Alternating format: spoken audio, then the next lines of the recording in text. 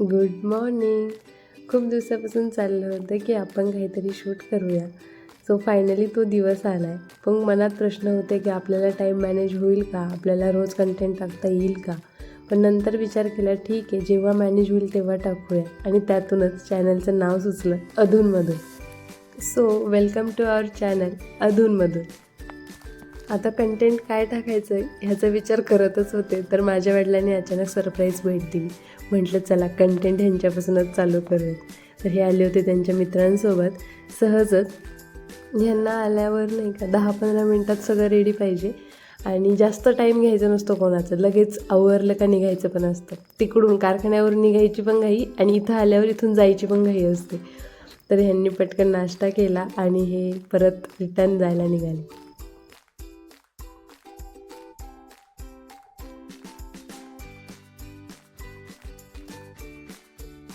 ह्यांना वाटं लावलं, आई दारातच उभे होते. घर पण छान दिसत होतं. घराला नुकतंच पेंटिंग केलं आहे, त्याच्यामुळं थोडासा नवाकोरा वास पण येतो आहे कलरचा आणि फ्रेश वाटतं एकदम. आज विनायक चतुर्थी होती, त्याच्यामुळं आईंनी देव घासायला घेतले होते, देवाचे भांडे घासायला घेतले होते. आणि किचन ओट्याजवळ जर दोघी जर उभे असलो तर काहीतरी किस्सा आठवतो आणि काहीतरी जोक होतोच. त्याच्यामुळं हसायला काय कारणच पाहिजे असं काही नाही. अशा गप्पा मारत मारत त्यांना म्हटलं तुम्ही घ्या तुमच्या देवाचं आता आवरून, देवपूजा वगैरे करून मी तोपर्यंत घरातली बाकीची कामं आवरते.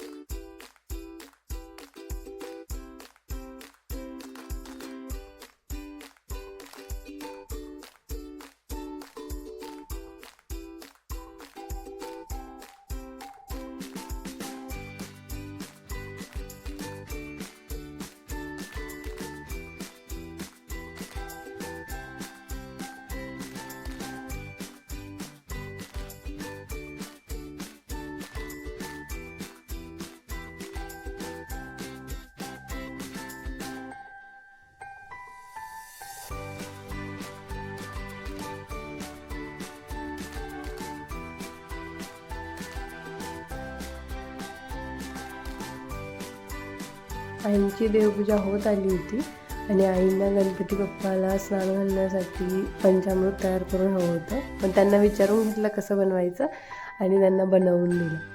तर असे छोटे मोठे कामं आपल्या वाट्याला येतातच देवपूजेच्या कार्यात. तर मला तरी वाटतं की खूप मोठं नाही, पण एवढं त्या करतायत तर कमीत कमी खारीचा वाटा म्हणून हे पंचामृत तरी आपण बनवून द्यावं. आणि मी त्यांना हे रेडी पंचामृत दिलं. आईने गणपती बाप्पाला पहिले पाण्याने स्नान घालून घेतलं. नंतर त्यांना मी जे पंचामृत बनवून दिलेलं त्याने आणि परत पाण्याने असं त्यांनी 3दा गणपती बाप्पाला स्नान घालून घेतलं.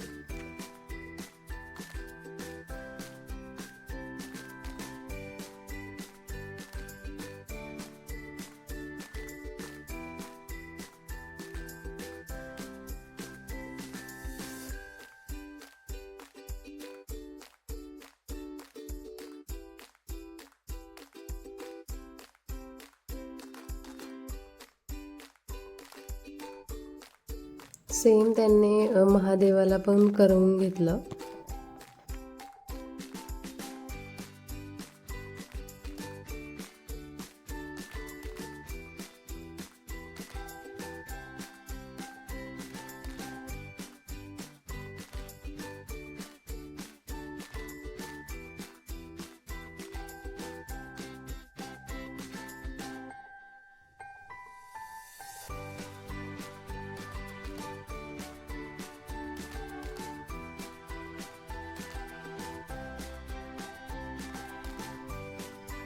आई देवपूजा करत असल्या की फुलं द्यायचं काम माझंच असतं.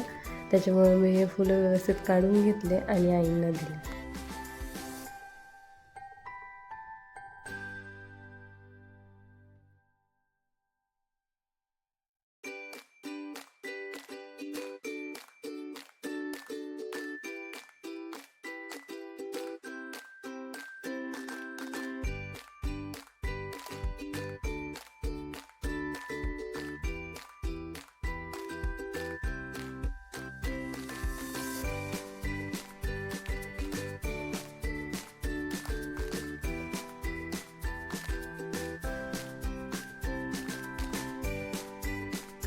आईंची देवपूजा झाली, घरातली कामंही सगळी आवरली होती. आज उपवास असल्यामुळं फराळाचं केलं आणि माझ्या ऑफिसचा टाईमही झाला. मग मला ऑफिससाठी लॉग इन केलं. सध्या वातावरण ऑफिसचं चिल आहे, त्याच्यामुळं निवांत थोडंसं आहे. ऑफिसचं काम 2-3 तास केल्यानंतर म्हटलं आज विनायक चतुर्थी आहे तर विशाल गणपतीला जाऊयात आणि त्यासाठी मोदकही करूया. त्याच्यामुळं ऑफिसचं काम आवरून घेतलं आणि मग म्हटलं आईंना थोडी मदत करूया. त्याआधी आई म्हटल्या आपण थोडं ते शेंगा आहेत त्या वरती पांगवूयात, ते थोड्या हवा घालल्या पाहिजे. मग आम्ही तेवढ्या त्या शेंगा पांगवल्या. थोडंसं निवांत वाटतं वरती टेरेसवर, सहसा टाईम भेटत नाही वरती बसण्यासाठी, पण आम्ही थोड्या वेळ तिथे बसलो आणि मग खाली आलो.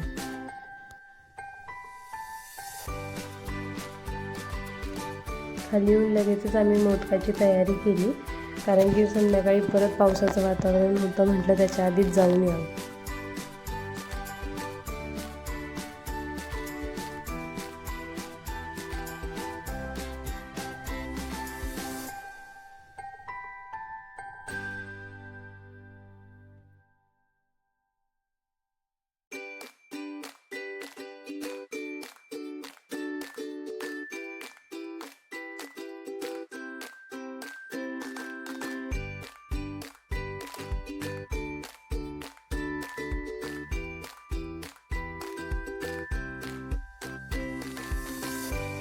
खूप दिवसांनी असं दुपारी काहीतरी करतो आहे आम्ही, कारण की दुपारी माझं नेमका ऑफिसचा टाईम असतो, त्याच्यामुळे असा टाईम आम्हाला दोघींना भेटत नाही.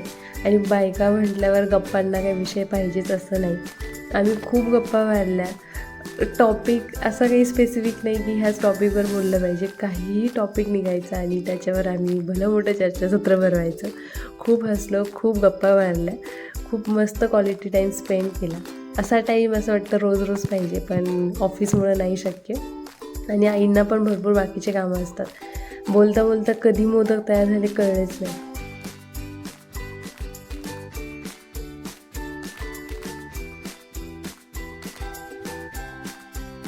आईंचे मोदक तळून झाले आणि खूप खमंग वास सुटला होता आणि फ्रेशही व्हायचं होतं, परत लॉग इनही करायचं होतं. मग मस्त चहा पिला आणि परत लॉग इन केलं. सगळ्यांनी आम्ही आवरलं आणि निघालो विशाल गणपती.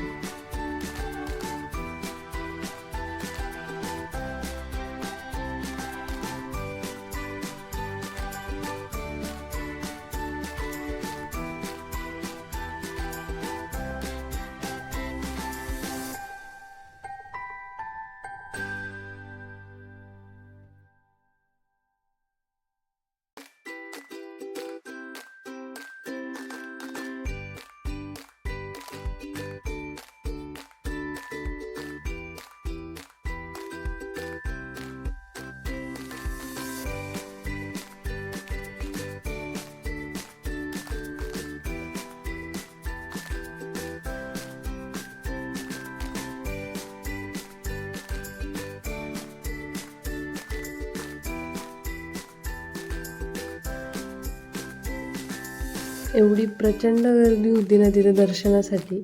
कसं बसं दर्शन घेतलं आणि मग घरी आलो. आईंना ह्या 2 गोष्टी खूप दिवसापासून विकत घ्यायच्याच होत्या. आज त्यांना त्या तिथे दिसल्या आणि त्या ते घेऊन आल्या. आज चंद्रोदय 10:30चा होता, तेव्हा आम्ही वरती थाळी घेऊन गेलो, पूजा केली आणि मग खाली येऊन उपवास सोडला.